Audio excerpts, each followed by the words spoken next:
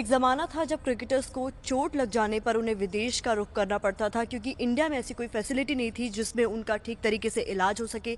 ना ही ऐसी कोई फैसिलिटी थी जिससे वो अपनी परफॉर्मेंस को बेहतर कर सके। लेकिन इंडिया में चेन्नई में ऐसा स्पोर्ट्स सेंटर है जो कि खिलाड़ियों को उनकी परफॉर्मेंस को बेहतर करने में हर दिन मदद कर रहा है। कई तरीके के खिलाड़ी इस स्पोर्ट्स सेंटर में आते हैं और यहाँ पर डॉक्टर्स, साथ ही साथ कोचेज़ जो हैं उनकी यहाँ पर आते हैं। पूरी स्पेशलाइज्ड टीम है जो इसके पीछे काम करती है। ऐसे में इन लोगों को मदद मिलती है ताकि वो अपनी परफॉर्मेंस को बेहतर कर सकें। यही है चेन्नई का Shri Ramchandra arthroscopy and sports science centre यानी SRASSC।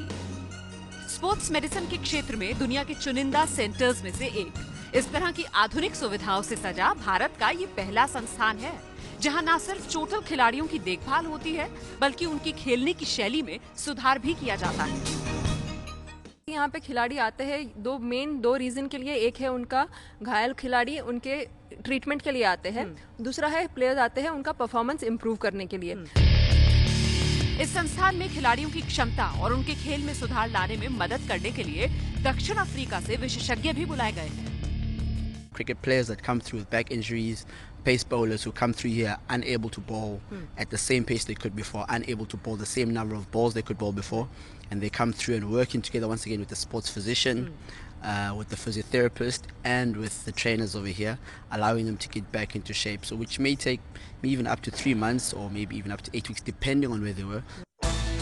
इस सेंटर को ICC से मान्यता मिली हुई है, लिहाजा यहाँ न सिर्फ देश के बल्कि विदेशी खिलाड़ी भी आते हैं और अपनी फिटनेस के अलावा गेंदबाजी एक्शन में भी सुधार या बदलाव लाते हैं। किसी गेंदबाज के एक्शन पर शक होने की हालत में उसकी एक्शन की जांच भी यहाँ होती है। इस सेंटर पर पाकिस्तान के सईद अजमल, श्रीलंका के सचित्र सेनानायके की गेंदबाजी एक्शन की जाँच हो चुकी है। जाँच के लिए बायोमैकेनिक्स लैब में 3D कैमरास की मदद ली जाती है। कोलकाता टीम के लिए खेल रहे वेस्टइंडीज के सुनील नारायण भी अपने एक्शन की जांच यहां करा चुके हैं।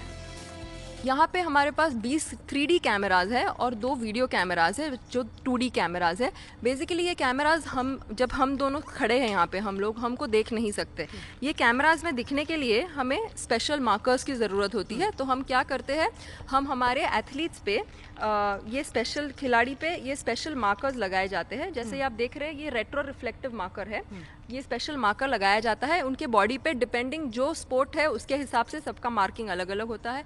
ये मार्कर्स लगाए जाते हैं और ये कैमरा सिर्फ मार्कर को देखते हैं।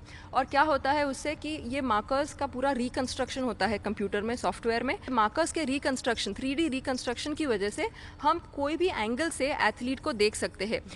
सिर्फ इतना ही नहीं, हम बॉल पे भी मार्कर्स लगा सकते हैं। तो उससे क्या होता है, जैसे हमने ये जो सेम मार्कर का जो टेप है, ये रेट्रो रिफ्लेक्टिव टेप हमने ये बॉल पे भी लगाया हुआ है। तो जब बॉल एथलीट के हाथ से निकलता है तो हमको एग्जैक्टली पता चलता है ये मार्कर देख के कि एथलीट के हाथ से, क्रिकेट बॉलर के हाथ से बॉल कब निकली और कितना डिस्टेंस था। टाइम भी देख सकते हैं बॉल निकली और उसके कोई प्रेशर्स वगैरह में क्या डिफरेंसेस है। भारत के अलावा ऑस्ट्रेलिया, ब्रिटेन और दक्षिण अफ्रीका में ही इस तरह के संस्थान हैं।